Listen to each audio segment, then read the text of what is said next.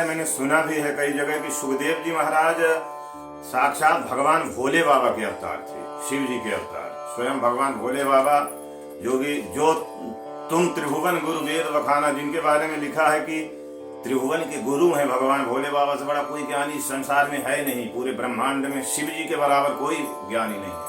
वही शिव जी महाराज सुखदेव जी का रूप धारण करके इस पृथ्वी पर आते हैं और आकर के श्रीमद् भागवत महापुराण, जो कि श्री भगवान कृष्ण की जो कथा है, मतलब इसमें भगवान श्री कृष्ण के साथ कई भक्तों की कथा है, जो कलयुग में कम समय में लोगों का कल्याण करने वाली सबसे उत्तम कथा श्रीमद् भागवत महापुराण है। इसकी कथा सुखदेव जी महाराज राजा परीक्षित को सुनाते हैं। तो ये सुखदेव जी महाराज का कैसे जन्म हुआ, किसके यहाँ से, उनकी माता जी कौन है, इनके पिताजी कौन है। जब ये संसार में कोई जब जन्म लेता है, कोई संसार में अपनी पहचान बनाता है, आता है, तो यहाँ उसके माता पिता होते हैं, उसका एक स्थान होता है, उसका एक ग्राम होता है, चाहे वो भगवान ही हो। लेकिन जब जब जन्म लिया इस संसार में, तो उनका कोई न कोई माता पिता, उनके कोई न कोई जो है जन्मदात देने वाले। तो इसी तरह सुखदेव जी महाराज के जो पिताजी हैं, उनका नाम है वेद व्यास जी महाराज, जिन्होंने 18 पुराणों की रचना करी, 6 शास्त्र की रचना करी, महाभारत ग्रंथ की रचना करी, 4 वेदों की रचना करी। वो वेद व्यास जी महाराज को भगवान नारायण के 24 अवतारों में से एक अवतार माना गया है। वो वेद व्यास जी महाराज सुखदेव जी के पिता बने। इनकी माता जी का नाम है पिंगला, वेद व्यास जी की जो पत्नी है पिंगला। तो आइए इससे थोड़ा पूर्व से हम चर्चा करते हैं। ये सुखदेव जी महाराज कहते हैं कि स्वयं राधा रानी जी के दरबार में गोलोक धाम में क्रीड़ा करने वाले, उनके साथ नित्य विहार करने वाले सुखदेव जी, उनकी गोद में खेलने वाले सुख हैं, तोता हैं। सुख का एक, तोते का एक मतलब होता है सुख, एक तोते का एक नाम है सुख, सुख मतलब तोता, इसलिए भी इनको सुखदेव जी कहा गया है। जब राधा रानी भगवान श्री कृष्ण के साथ 125 वर्ष के लिए इस पृथ्वी पर आने की तैयारी कर रही थी, उस समय सुखदेव जी महाराज बड़े बेचैन हो गए, बड़े विचलित हो गए, ये एकदम दुखी हो गए। तो इनकी विकलता को देख करके, इनकी बेचैनी को देखकर राधा रानी जी ने पूछा कि बेटा सुखदेव, तुम क्यों इतना दुखी हो रहे हो, क्या कारण है। सुखदेव जी महाराज कहते हैं कि माँ, मुझे आप यहाँ छोड़ करके मत जाओ, क्योंकि आप 125 वर्ष के लिए जा रहे हो। आप 2 दिन 4 दिन की बात होती तो कोई बात नहीं थी, मैं आपकी जुदाई सह लेता किसी तरह से, लेकिन आप 125 वर्ष के लिए इस जगह को छोड़ करके, इस धाम को छोड़ के जा रही हो, और यदि आप यहाँ 125 वर्ष तक नहीं रहेंगी तो पता नहीं मैं अपने प्राणों को कैसे संभाल पाऊंगा, कहीं ऐसा ना हो कि आपके वियोग में मुझे अपने प्राण छोड़ने पड़े। राधा रानी जी ने सुखदेव जी को बहुत समझाया, सुखदेव मृत्यु लोक में बहुत दुख है, बहुत तकलीफें हैं, जो भी मृत्यु लोक में जाते हैं बहुत परेशान हो जाते हैं, वहाँ बड़ी तकलीफ है। सबसे पहले तो माँ के गर्भ में ही बहुत सारी यातनाएं, कहते हैं कि गर्भवास समम दुखम न भूतो न भविष्यति, जो गर्भ में दुख होता है, जिनको वो दुख कहीं नहीं होता, इतना ज्यादा दुख गर्भ में ही पहले तुम्हें इतनी यातना सहनी पड़ेगी। फिर इसके बाद पृथ्वी में और बहुत सारे जो है, परिवार का दुख, पढ़ाई का दुख, खर्चा का दुख, कितने सारे दुख है, कंपटीशन, प्रतिस्पर्धा, बहुत सारी तकलीफें हैं वहां। तो इसलिए तुम यहीं रहो। लेकिन जब सुखदेव जी नहीं मानते तो राधा रानी जी ने उनको आदेश दे दिया, उनको अनुमति दे दी कि चलो ठीक है, ये तुम चलना चाहते हो। तो सुखदेव जी एक मैना के गर्भ से अंडे के रूप में जन्म लेते हैं, पर संयोग ऐसा था कि वो मैना किसी ठंड वातावरण में थी, कोई पहाड़ी पे, कोई बर्फीली पहाड़ी पर, और वहां पर अंडे के रूप में जब इनको घोंसले में जन्म देती हैं तो तेज हवा के कारण, ठंडी हवा के कारण इनकी माँ इनको छोड़ करके वहां से पलायन कर जाती है, और हवा चलने के कारण घोंसले में से ये अंडा फूट जाता है, जिसमें सुखदेव जी हैं। अंडा फूटता है और अंडे को फूट जाने के बाद भगवान श्री कृष्ण के और राधा रानी जी की बड़ी चिंता हो गई कि सुखदेव का जन्म कैसे होगा, क्योंकि फूटे अंडे में से किसी शिशु का जन्म नहीं हो सकता, किसी पक्षी का जन्म नहीं हो सकता। इसलिए राधा रानी और भगवान श्री कृष्ण विचार करने लगे कैसे सुखदेव को बाहर निकाला जाए, अंडे में से कैसे जन्म दिया जाए। तो इस पर एक कथा आती है कि एक बार माता पार्वती जी भगवान भोले बाबा से कहती हैं कि हे भोलेनाथ, आपके जीवन में मैंने अनेकों बार शरीर धारण किया, अनेकों बार मैंने शरीर त्यागा, अनेकों कई रूप मैंने अवतार लिए, पर आप केवल एक ही रूप में हमेशा विराजमान रहते, हमेशा विद्यमान रहते, क्या कारण है इसका। तो भगवान भोले बाबा कहते हैं, देवी मैंने अमर कथा का पान किया है, इसलिए मेरा जन्म नहीं होता, मेरा मरण नहीं होता है। पार्वती जी जिद करती है कि मुझे भी ये अमर कथा सुननी है, मुझे भी ये अमर कथा का पान करना है। और ये अमर कथा क्या है? यह अमर ग्रंथ, यह मुक्ति पंथ, यह पंचम वेद निराला, नवज्योति जगाने वाला श्रीमद् भागवत महापुराण ही अमर कथा है। तो ये कथा आती है कि फिर भोले बाबा ने अमरनाथ की गुफा में, जहां उससे थोड़ी ही दूर में वहां फूटा हुआ अंडे के रूप में सुखदेव जी पड़े हैं, उस अमरनाथ की गुफा में भगवान भोले बाबा माता पार्वती जी को ये अमर ग्रंथ भागवत महापुराण की कथा सुनाते हैं।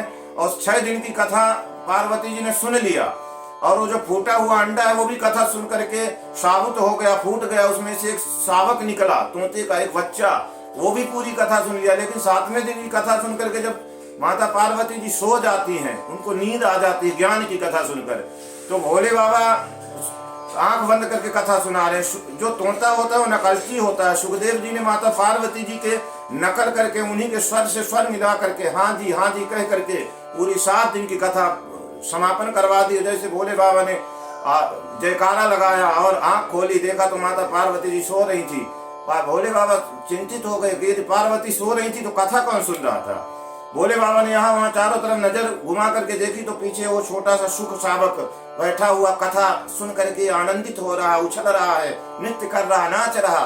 तो भगवान भोले बाबा को थोड़ा सा क्रोध आया, थोड़ी सी हंसी आई, परंतु उन्होंने त्रिशूल उठाया हाथ में और लीलावश सुखदेव जी का पीछा किए। तो सुखदेव जी भगवान शिव जी से अपनी प्राणों की रक्षा करते वहां से भाग रहे हैं। तो सीधा अमरनाथ की गुफा से उत्तराखंड से भागते हुए सीधा कहाँ आते हैं? हरिद्वार में, जहाँ वेद व्यास जी का आश्रम है। उनकी पत्नी का नाम है पिंगला, और वो हाथ जोड़ के अपने पतिदेव से कह रही, पतिदेव हमें और तो सब कुछ आपने दिया है, प्रभु की इच्छा से सब कुछ मिला, लेकिन मेरी इच्छा है कि आप ऐसा मुझे वरदान दें, ऐसा आशीर्वाद दें कि एक मेरी गोदी में भी एक छोटा सा नन्हा सा बालक आ जाए। इतना कहना था कि वेद व्यास जी ने उनको आशीर्वाद दे दिया, देवी आपको पुत्रवान होने की मैं आशीर्वाद देता हूँ, आपको पुत्र हो जाए, आपको संतान हो।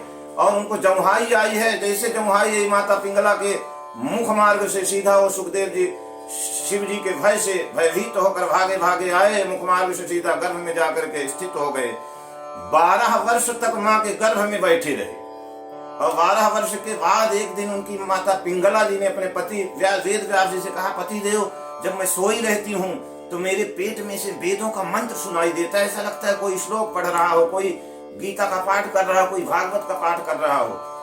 वेद व्यास जी ने ध्यान लगा करके देखा, और ध्यान लगाते उनको सब समझ में आ गया, क्योंकि उनको दिव्य दृष्टि थी। ध्यान लगाते ही समझ गए। बोले, देवी आपके गर्भ में तो साक्षात भगवान भोले बाबा के अवतार, भगवान भोले बाबा के अंश ही महाराज सुखदेव जी विराजमान है।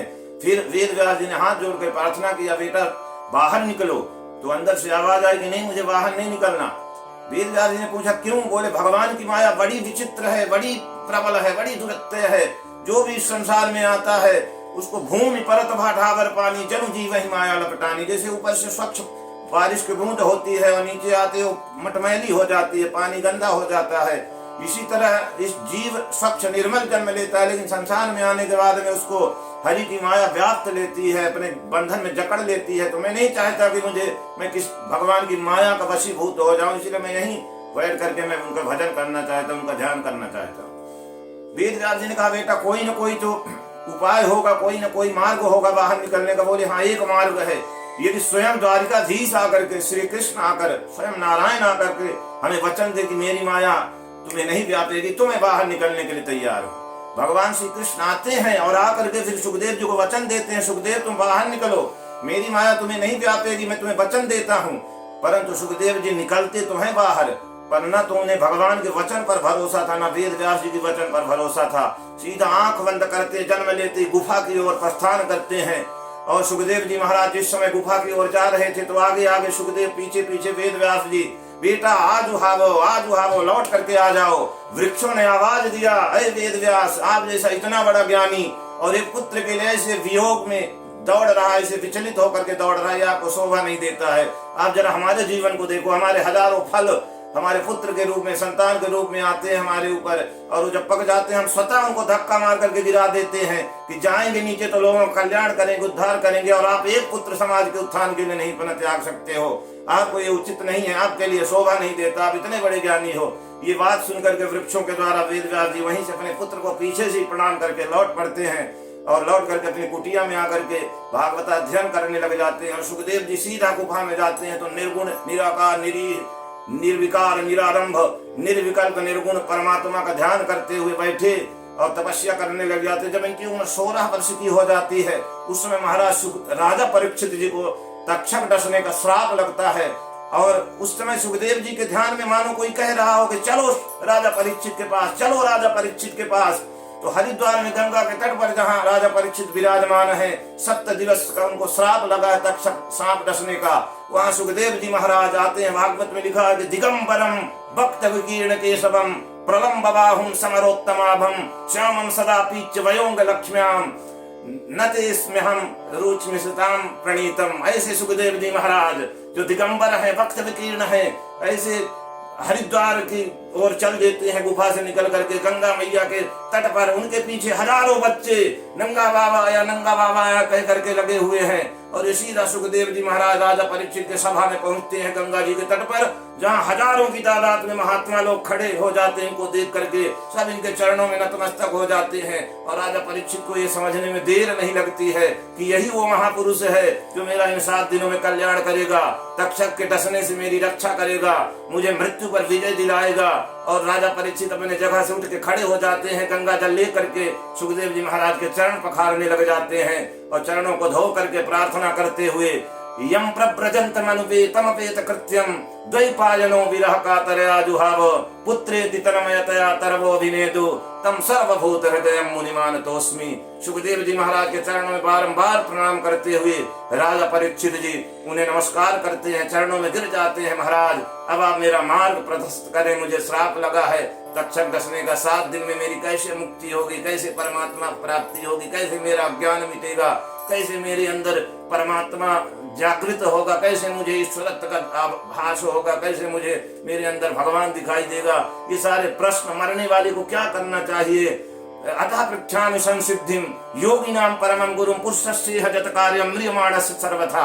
जल्दी मरने वाले को क्या करना चाहिए, ये सारी बातें राजा परीक्षित सुखदेव जी के समक्ष प्रस्तुत करते हैं। सुखदेव जी महाराज की प्रशंसा करते हुए फिर श्रीमद् भागवत महापुराण की दिव्य कथा, अलौकिक कथा श्रवण कराते हैं। तो ये रही श्रीमद् भागवत जी के अंदर संक्षिप्त जो सुखदेव जी महाराज की कथा है।